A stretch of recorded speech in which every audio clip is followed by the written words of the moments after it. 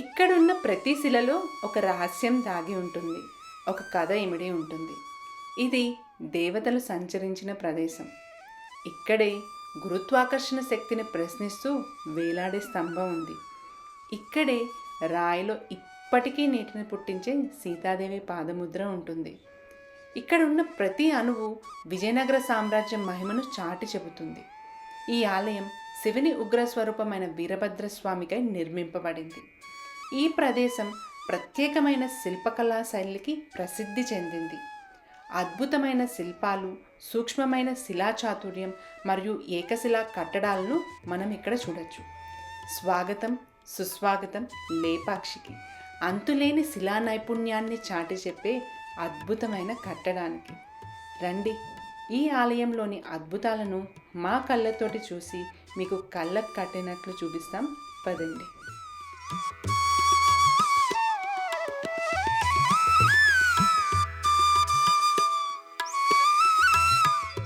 Hello everyone, welcome to our channel the travel tandem.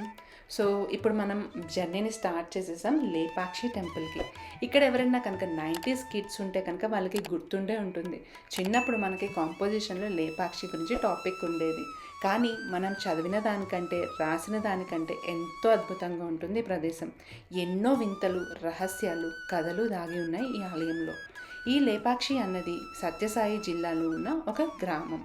ఇది హిందూపూర్ నుంచి ఇంచుమించు 15 కిలోమీటర్స్ దూరంలో ఉంటుందన్నమాట. ఇక్కడికి మనం చేరుకోవాలంటే కనుక హైదరాబాద్ నుంచి కానీ బెంగళూరు నుంచి కూడా చేరుకోవచ్చు. కోడికొండ చెక్ పోస్ట్ దగ్గర నుంచి ఒక ఆర్చ్ కనిపిస్తుంది. ఆ ఆర్చ్ దగ్గర మనం టర్నింగ్ తీసుకుని ఒక 20 కిలోమీటర్స్ లోపలికి వచ్చినట్లయితే కనుక మనం ఈ టెంపుల్ కాంప్లెక్స్ దగ్గరికి రీచ్ అయిపోతాం. అదిగో అక్కడ మీకు కొండపైన కనిపిస్తున్నదే జటాయువు పక్షి యొక్క స్టాచ్యూ.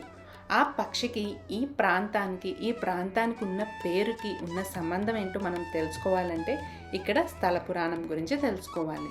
రామాయణం టైంలో రావణాసురుడు సీతాదేవిని అపహరించుకుని వెళ్తుండగా ఈ కూర్మ పర్వతంపైనే జటాయువు వాళ్ళని అడ్డగిస్తుంది. రావణుడు ఆ పక్షి రెక్కలు నరికివేయగా ఈ స్థలంలోనే పడిపోయినట్లు చెబుతారు. ఆ తర్వాత ఈ స్థలానికి వచ్చిన శ్రీరాముడు ఆ పక్షికి మోక్షమిచ్చి లే పక్షి అని ఉచ్చరించారట. ఆ పదమే క్రమక్రమంగా నానుడిలో లేపాక్షి అయినట్లు స్థల పురాణం ద్వారా మనకి తెలుస్తోంది. ఈ ఆలయం ఒక చిన్న తాబేలు ఆకారంలో ఉన్న కొండపైన ఉంటుంది. అందుకే దీనిని కూర్మ పర్వతం అని కూడా పిలుస్తారన్నమాట. ఈ ఆలయ నిర్మాణం మొత్తం కూడా ఇంచుమించు 1530 నుండి 1542 ప్రాంతాల్లో జరిగిందని అంటారు. అచ్యుతరాయలు వాళ్ళ పాలనలో కోశాధికారి అయిన విరూపన్న సమక్షంలో ఈ ఆలయ నిర్మాణం అంతా కూడా జరిగిందని పురాణాలు చెబుతున్నాయి.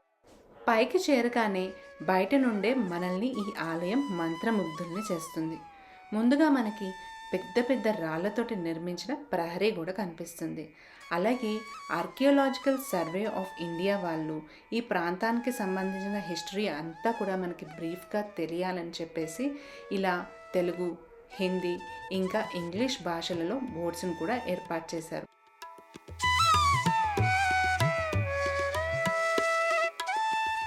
ఆలయం లోపలికి ప్రవేశించాలంటే మనం ముందుగా ఈ గోపురం ద్వారా వెళ్లాల్సి వస్తుంది.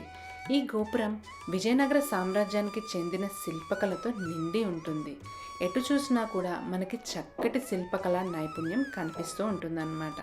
అలాగే హంపి మరియు విజయనగర రాజులు నిర్మించిన ఏ దేవాలయం చూసినా మనకి ఇటువంటి గోపురాలే కనిపిస్తాయి. ఈ ఆలయం శిల్పుల నైపుణ్యానికి పెట్టింది పేరు. ఆలయంలోకి అడుగు పెట్టగానే మనకి ఆ శిల్పుల కళ మొత్తం చవి చూసే అవకాశం దొరుకుతుంది. ఎటు చూసినా కూడా ఏకశిలా స్తంభాలు, పెద్ద రాతితో చేసిన పైకప్పులు కనిపిస్తాయి. అలాగే గోపురం అంతా కూడా చక్కటి దేవతామూర్తుల విగ్రహాలతోటి తీర్చిదిద్దబడి ఉంటుంది. ఇక్కడ మనకి కనిపిస్తున్నదే ఈ ఆలయానికి సంబంధించిన మొదటి ప్రాకారం. ఈ ప్రాకారం అంతా కూడా చాలా పెద్దదిగా ఉంటుంది. దీని లోపల ఉన్న రెండవ ప్రాకారంలోనే ప్రధాన మూర్తి అయిన వీరభద్రస్వామిని మనం దర్శించుకుంటాం. ఈ ప్రాకారం మొత్తం కూడా రాతితోటి చేయబడిన నిర్మాణాలతోటి నిండి ఉంటుంది. ఈ చుట్టు ప్రాకారం మొత్తం కూడా ఇలా భక్తులు సేద తీరడానికి మండపాలను నిర్మించారు. ప్రతి స్తంభం మీద కూడా చక్కగా శిల్పులు చెక్కిన వివిధ ఆకృతులను కూడా మనం చూడొచ్చు. ఇక్కడ ఉన్న ఈ రాతి మీద కనుక మనం గమనిస్తే సూక్ష్మంగా ఒక లిపి కనిపిస్తుంది. పురాతన కాలంలో ప్రజల జీవితాలు, చరిత్ర లేదా ఇతర ముఖ్యమైన సమాచారం మొదలైన వాటిని తెలియజేయడానికి ఇలా శిలాశాసనాలను ఉపయోగించేవారంట. బహుశా ఈ ఆలయానికి సంబంధించిన విశిష్టతను, సమాచారాన్ని ముందు తరాల వారికి తెలియజేయడానికి ఇలా శిలాశాసనాలను చెక్కించి ఉంటారు. అప్పట్లో రాజులు ఆలయ నిర్మాణానికి కొన్ని వేల ఎకరాలు రాసి ఇచ్చేవారంటండి. ఇంకా దేవాలయాలకి ఎప్పుడూ కూడా ఇలా పెద్ద ప్రాంగణాలను, ప్రాకారాలను నిర్మించేవారంట. ఎందుకంటే ఇలా చేయడం వల్ల లోపలున్న ప్రధాన ఆలయాన్ని బయట శక్తుల నుండి, దాడుల నుండి వాళ్ళు సంరక్షించగలిగేవారంట. అలాగే ఏదైనా ఉత్సవాలు అయినప్పుడు వేరే ప్రదేశాల నుంచి వచ్చిన భక్తులు ఇలాంటి చోటనే బస చేసి తర్వాత స్వామివారిని దర్శించుకునేవారంట. ఇకపోతే స్తంభాలపైన వివిధ రకాల శిలాకృతులను చెక్కేవారు. సాధారణంగా ఆ చెక్కిన శిలపై దేవతల కథలు, పురాణాలు, వివిధ రకాల కళలు, ప్రకృతికి సంబంధించిన చెట్లు, చేమలు, రకరకాల జంతువుల ఆకృతులను మనం గమనించవచ్చు. ఈ విధంగా ఆ తరం వారు మన సంస్కృతి సాంప్రదాయాల గురించి భావితరాల వారు మర్చిపోకుండా ఇలా శిలలపై చక్కగా వాటిని చెక్కి తీర్చిదిద్దారు. అలాగే ఇప్పుడున్న టెక్నాలజీతోటి మనం రాళ్లను, బరువులను ఇట్టే ఎత్తేస్తున్నాం. కానీ అప్పట్లో కొన్ని వేల, వందల టన్నులున్న ఈ రాతిని ఇలా క్రమబద్ధంగా పేర్చి ఇంత పటిష్టమైన నిర్మాణాలను చేపట్టారంటే చాలా ఆశ్చర్యంగా అనిపిస్తుంది. అందులోనూ ఈ నిర్మాణాలన్నీ కూడా కొన్ని వందల ఏళ్ళు అయినప్పటికీ ఇంకా చెక్కు చెదరకుండా పటిష్టంగా ఉన్నాయంటే ఆ నైపుణ్యాన్ని మనం ఎంత పొగిడినా కూడా సరిపోదు. ఇలాగే నడుచుకుంటూ కొంచెం ముందుకు వెళ్తే మీకు కొండరాళ్ళు కనిపిస్తాయి. చెప్పాను కదండి, కూర్మశైలం అనే పర్వతం పైన ఈ ఆలయాన్ని నిర్మించారని. దారి మొత్తం ఎత్తుపల్లాలలో ఉన్న కొండపైనే నడుస్తున్నట్లు మనకి అనిపిస్తుంది.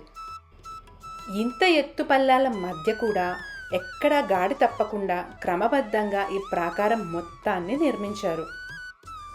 ఎటువైపు చూసినా రాజరికం, ఆధ్యాత్మికత ఉట్టిపడేలా ఈ ఆవరణని తీర్చిదిద్దారు. ఈరోజు లేపాక్షి ఆలయం భారతదేశంలోని శిలా నైపుణ్యం మరియు చరిత్రకు జీవం పోసే వారసత్వ సంపదగా నిలుస్తోంది. కాలం పరీక్షకు తట్టుకొని నిలిచిన ఈ ఆలయం ఎందరో యాత్రికులను, చరిత్రాభిమానులను మరియు కళాప్రేమికులను ప్రపంచం నలుమూలల నుండి ఆకర్షిస్తోంది. ఈ ఆలయ నిర్మాణంలో కీలక పాత్ర వహించినది విరూపన్న మరియు వీరన్న సోదరులు. అచ్యుతరాయల పాలనలో విజయనగర సామ్రాజ్యం విజయ పరంపర సాగిస్తున్న సమయంలో ఈ ఆలయ నిర్మాణం జరిగింది. విరూపన్న అమితమైన భక్తి శ్రద్ధలతో ఈ ఆలయాన్ని రూపకల్పన చేసి రాజ్యంలో గల గొప్ప గొప్ప శిల్పులచే నిర్మాణాన్ని చేపట్టి ఇలాంటి శిలా అద్భుతాన్ని మన ముందు ఉంచారు.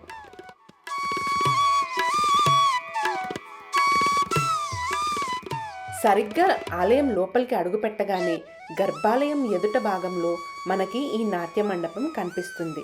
ఇది భారతీయ శాస్త్రీయ నృత్య రూపాలను ప్రతిబింబిస్తున్న శిల్పాలతో అలంకరించబడి ఉంటుంది. శివుడు ఆనంద తాండవం ఆడుతున్నట్లు, బ్రహ్మ మృదంగం వాయిస్తున్నట్లు, నారదుడు తంబూర వాయిస్తున్నట్లు, అప్సరసులు సుందరమైన నృత్య ముద్రలతో నాట్యం ఆడుతున్నట్లు ఇలా ఆలయంలోనే ఒక దివ్య సంగీత నృత్య కావ్యాన్ని శిలారూపంలో మన కళ్ళ ముందర సృష్టించారు. గర్భగుడికి వెళ్ళే దారిలో మనకి అర్ధమండపం వస్తుంది. ఈ అర్ధమండపం పైకప్పుపై 24 అడుగుల పొడగు, 14 అడుగుల వెడల్పు ఉన్న వీరభద్రుడి చిత్రకళని మనం చూడొచ్చు. ఇక్కడే వీరభద్రుణ్ణి, చెన్నకేశవుణ్ణి, పాపనాశేశ్వర స్వామిని, అలాగే దుర్గాదేవిని కూడా మనం దర్శించుకోవచ్చు. గర్భాలయం చుట్టూరా కూడా రామాయణం, మహాభారతం మరియు ఇతర పురాణ కథలకు సంబంధించిన చిత్రాలను మనం చూస్తాం. వాటిని కళాకారులు సహజ సిద్ధమైన రంగులను ఉపయోగించి వేశారు. ఆకుల నుండి, పండ్ల నుంచి తీసిన రంగులను ఉపయోగించి వీళ్ళు ఈ చిత్రాలను తీర్చిదిద్దారు. 480 ఏళ్ల క్రితం వేసిన ఈ చిత్రకళలు ఇప్పటికీ చెక్కు చెదరకుండా ఉన్నాయంటే నమ్మండి. అలాగే ఇవి విజయనగర సామ్రాజ్యపు కట్టు, బొట్టు, జీవన శైలిని ప్రతిబింబించేలాగా తీర్చిదిద్దారు. ఈ అర్ధమంటపంలోనే భిక్షాటనమూర్తి, అన్నపూర్ణేశ్వరి, గోకర్ణ ఆలయ చరిత్ర, మనునీతి చోళన్ అనే రాజు కథ మరియు ఇతర పురాణాలకు చెందిన కథలను అర్ధమండపం గోడలపై, స్తంభాలపై శిలాకృతుల రూపంలో మనం చూస్తాం.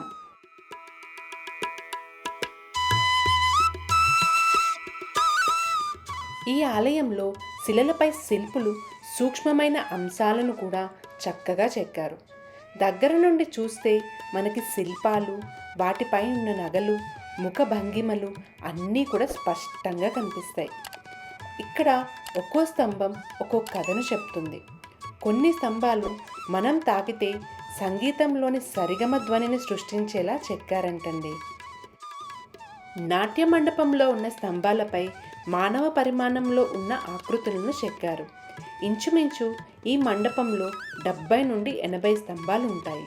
ఒక్కొక్కటి ఒక కథను లేదా దేవతలకు సంబంధించిన భంగిమను కలిగి ఉంటుంది.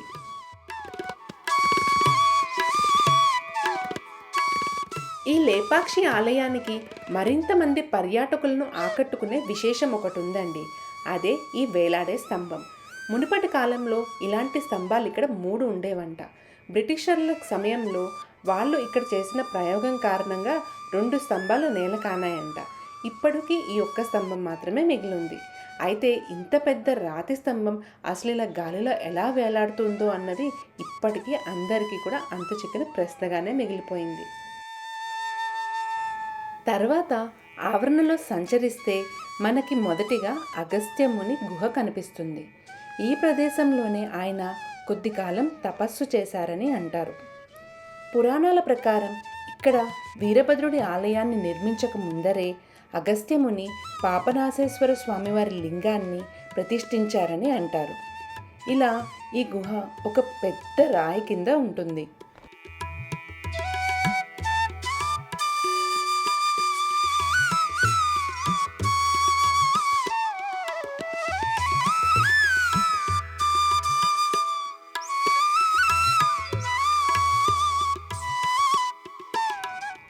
మనం గుడి చుట్టూ కుడివైపు ప్రదక్షిణ చేస్తుంటే ఒక అద్భుతమైన కట్టడం మనకి కనిపిస్తుంది. అదే ఈ నాగలింగం. ఇది అద్భుతమైన ఏకశిలా శివలింగం. సుమారు 20 అడుగుల ఎత్తులో ఉంటుంది.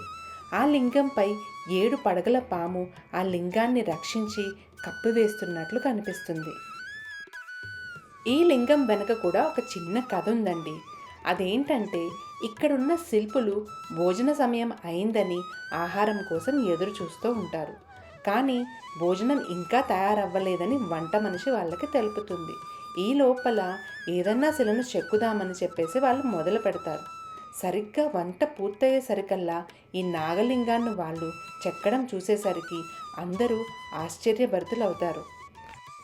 ఈ నాగలింగం పైనే మనకి 7 పడగలున్న సర్పం ఒకటి కనిపిస్తుంది.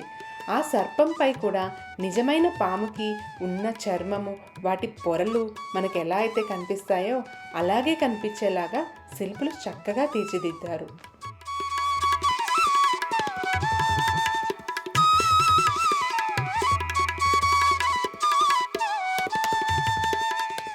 ఇప్పుడు కొద్దిగా పక్కకి వస్తే సరిగ్గా నాగలింగం వెనక భాగంలో మనకిలా ఏకశిలా గణేశుడు కనిపిస్తారు. ఈ గణేశుడికి ఉన్న ప్రత్యేకత ఏంటంటే ఒకటే రాయి పైన శిల్పులు ఇలా వినాయకుడి ఆకృతిని చక్కగా చెక్కారు.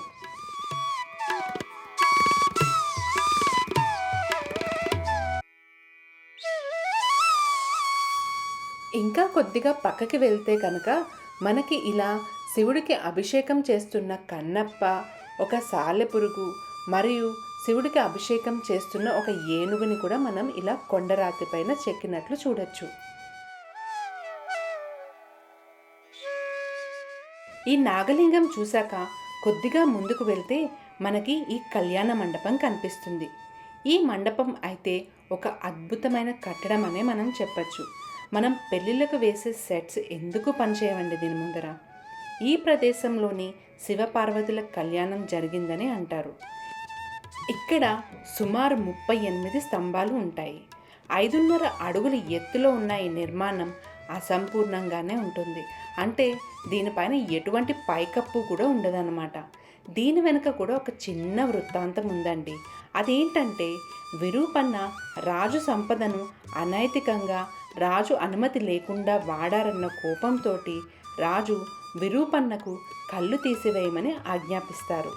అది తెలిసిన విరూపన్న ఆ శిక్షను తనకు తానే వేసుకుని తన కనుగుడ్లు తీసి ఆ మండపానికి పక్కనున్న గోడ పైన కొడతాడు. అలాగే ఈ మండప నిర్మాణాన్ని అక్కడికక్కడే నిలిపివేస్తారు. ఆ తర్వాత దీన్ని ఇలాగే ఉంచేశారన్నమాట. పురాణాల ప్రకారం లే పక్షి అంటే కనిపించని కన్ను అని కూడా అర్థం వస్తుందంటండి.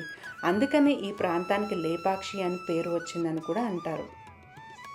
ఈ మండపంలో ఉన్న స్తంభాలపై శివపార్వతుల కళ్యాణం వీక్షించడానికి వచ్చిన దేవతలు, మునులు మరియు ఋషుల విగ్రహాలు చెక్కబడి ఉంటాయి.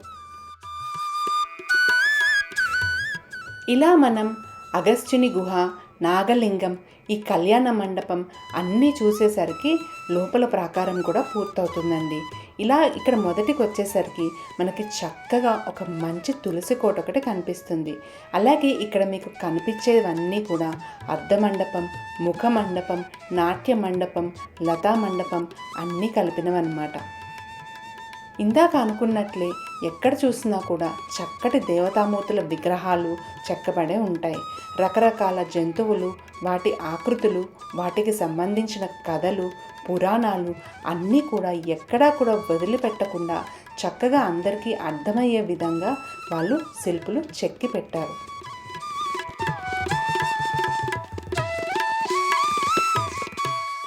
ఇదే ప్రాకారంలో ఒక శివలింగం, దానిపైన ఉన్న ఒక చిన్న మండపాన్ని కూడా మనం చూడొచ్చు. అయితే దీని పక్కనున్న మార్గంలోంచి కనుక మనకి బయటకు వెళ్తే మనకి ఈ ఆలయానికి సంబంధించిన మరిన్ని విశేషాలను చూసే అవకాశం కలుగుతుంది. ఇప్పుడు మనం వెళ్ళబోయే ప్రదేశం బయట ఉన్న ప్రాంగణంతో కళ్యాణ మండపానికి కొద్దిగా పక్కగా ఉంటుంది. ఇక్కడ మనకి వెంటనే వెళ్ళగానే ఇలా ఒక రాతిపైన చెక్కబడిన హనుమంతుల వారి విగ్రహం ఒకటి కనిపిస్తుంది. దానిపైన చాలా ఎత్తుగా ఉన్న ఒక మండపాన్ని కూడా మనం చూడొచ్చు. సరిగ్గా ఈ హనుమంతుల వారి విగ్రహం ఎదురుకుండానే మనకి కనిపిస్తుంది సీతాదేవి వారి పాదముద్ర. జటాయువు పక్షి కింద పడిపోయినప్పుడు సీతాదేవి తన పాదముద్రని ఇక్కడ వేసి అందులోంచి వచ్చే జలం ద్వారా రాముల వారు వచ్చే వరకు ఆ పక్షిని జీవించి ఉండేలాగా కాపాడారంటండి. అలాగే ఇక్కడ బొటనవేలు నుండి ఎప్పటి నుంచో తరతరాలుగా నీరు ఊరుతూనే ఉంటుందంటండి.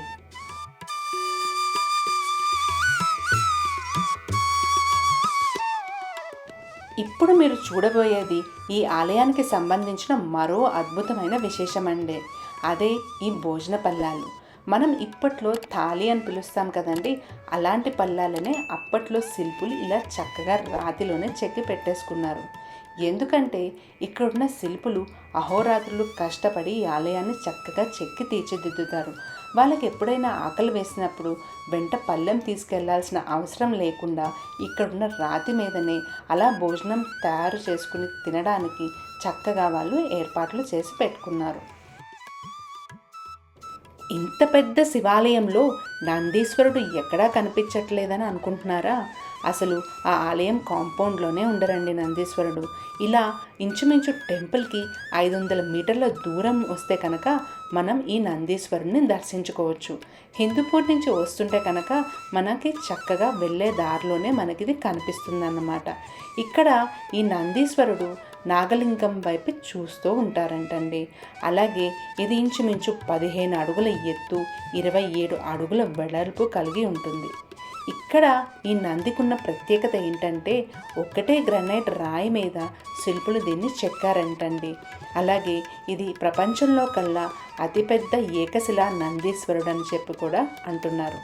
దీని మీదున్న అలంకరణలు, గంటల హారం, చెవిదుద్దులు, అలాగే వివిధ రకాల అలంకరణలను కూడా శిల్పులు చక్కగా నైపుణ్యంతో చెక్కారు. ఇలా ఈ లేపాక్షి ఆలయం అంతులేని రహస్యాలకు కొలువు.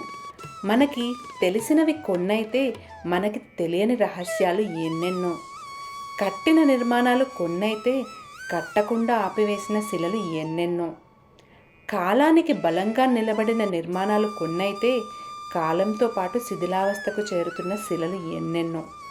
ఈ ఆలయం ఒక అద్భుతం, ఒక అనుభూతి, ఒక విద్యా ప్రాంగణం, ఒక సాంస్కృతిక వైభవం, మన పూర్వీకుల తెలివితేటలకు నిదర్శనం. అలాగే మన భారతీయ సంస్కృతికి తర్కణం. మన పూర్వీకులు మనకై వదిలి వెళ్ళిన సాంస్కృతిక చిహ్నం. ఇలాంటి ఆలయాలను పరిరక్షిద్దాం. మన భావితరాలకు మన విలువలను చాటి చెబుదాం. మా వంతుగా ఈ ఆలయ విశిష్టతను ఇలా వీడియో రూపంలో బంధించి మీ అందరికీ చూపిద్దామన్నదే మా అభిలాష. మా వీడియో కనుక మీకు నచ్చినట్లయితే ఒక లైక్ చేయండి. అలాగే ఈ వీడియోని మీ ఫ్రెండ్స్ అండ్ ఫ్యామిలీతో తప్పకుండా షేర్ చేసుకోండి. మరిన్ని ఇంట్రెస్టింగ్ వీడియోస్ కోసం మా ఛానల్ని మాత్రం సబ్స్క్రైబ్ చేసుకోవడం మర్చిపోకండి.